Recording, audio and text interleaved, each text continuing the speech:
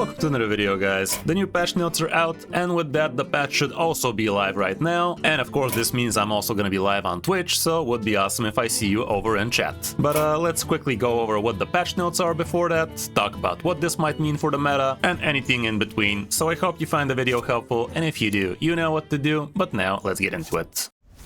You are not prepared! So here it is, 35.6.2 patch notes, and here we do have a little bit of info.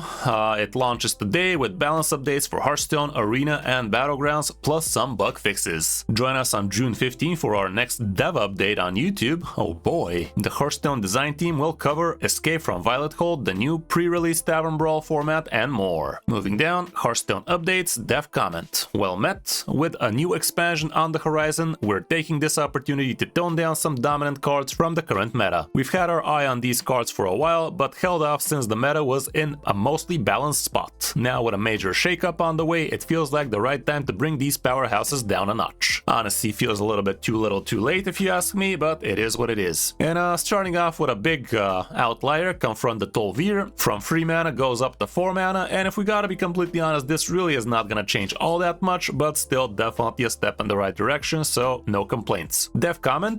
Confront the Tol'Vir has been weakened to rein in the strength of No Hand Hunter and Companion Hunter builds. Hunter has been showing up a bit too often, and this adjustment should help bring things back into a healthier range. Interestingly, Hunter has been appearing more often than its power level alone would suggest, pointing to a particularly compelling play pattern. Given that popularity, we're opting for a simple mana nerf for now to make it a bit weaker instead of less interesting. We'll continue to closely monitor Hunter and Tol'Vir going forward. Here we have it, 4 mana, nothing really special about it, but yes, this should be slowing down Face Hunter just a little bit, and Companion Hunter should also be feeling it a little bit too. As for the Eternal Hold, if your deck has no minions, your next one costs 0, and now that is gonna change to your next one costs 1. As you guys probably remember, I was thinking this card is gonna go up to 7 mana, and technically it kinda did, but with a little bit of caveat to it. You can still drop it as soon as turn 5 or 6, but you won't be able to play the minions straight out, which is kinda cool. Dev comment, despite costing 6 mana, Eternal Hold has been one of the strongest cards to keep in your opening hand. This shows that a lot of power was concentrated into the single card in No Minion Demon Hunter, and this change should help bring the card's performance more in line with the rest of the field. Here's what it's gonna look like, nothing crazy. You are gonna be paying 1 extra mana for the minion you get out of it. Still gonna be pretty strong, but not as much, and it is gonna slow it down by a turn for sure. Moving down to Hatchery Helper, old used to give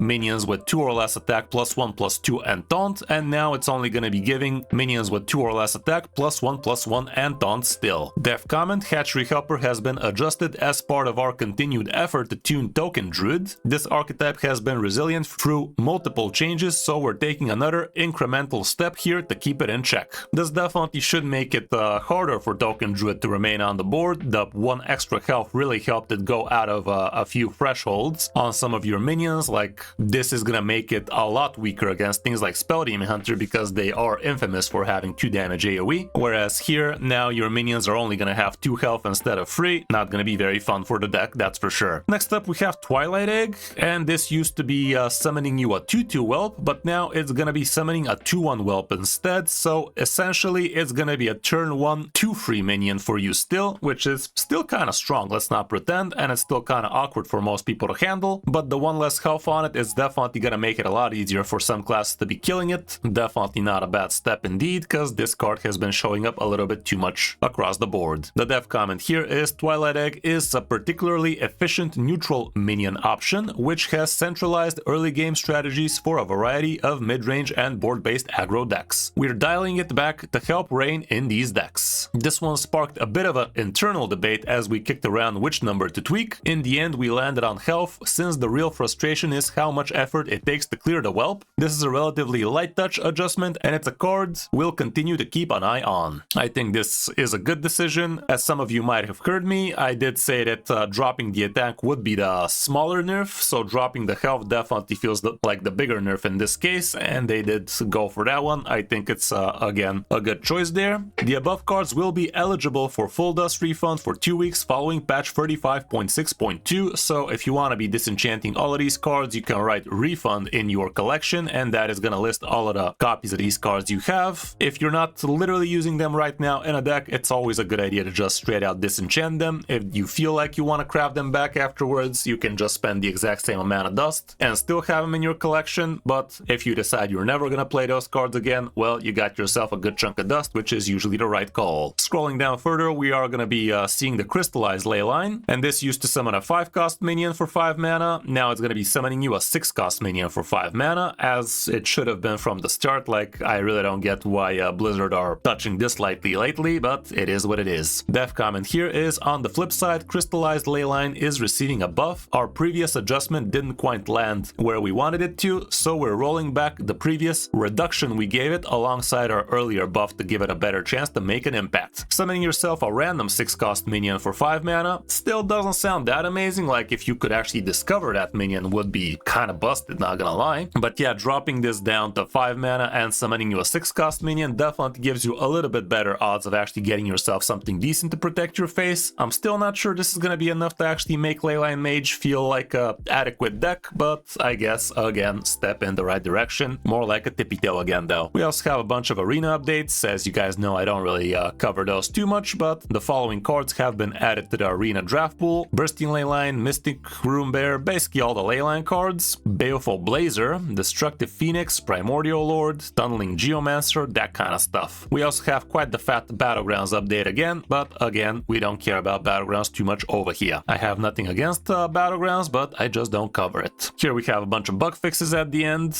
It seems like it's mostly for Battlegrounds, however, so there is that. So yeah, guys, all around, I do believe that Face Hunter is gonna become a little bit less dominant on the ladder. We're probably gonna see lower amounts of them in game for a while, but I do believe they are gonna come back as soon as they realize that this really didn't change all that much, because you kind of did want to be playing Confront the Tol'vir on turn 4 anyway, but this would deny them the chance to actually play an extra 1-drop on turn 4 with the Confront the Tol'vir as well, so it is definitely something. Same can be said for Companion Hunter. They're not going to be very happy, but you're still probably going to see a good amount of them not long from now. As for the Eternal Hold, kind of same deal. We have been seeing a lowering number of Spell Demon Hunters lately, but the deck is still going to remain pretty strong, especially since a lot of the decks that are actually played in order to counter this deck, they're going to stop playing as much, so eventually I do believe this deck is going to be coming back. As for Druid, it definitely took quite the hit this time with a couple of nerfs again, with the Twilight Egg being a staple, with the Hatchery Helper also being an absolute staple. That should be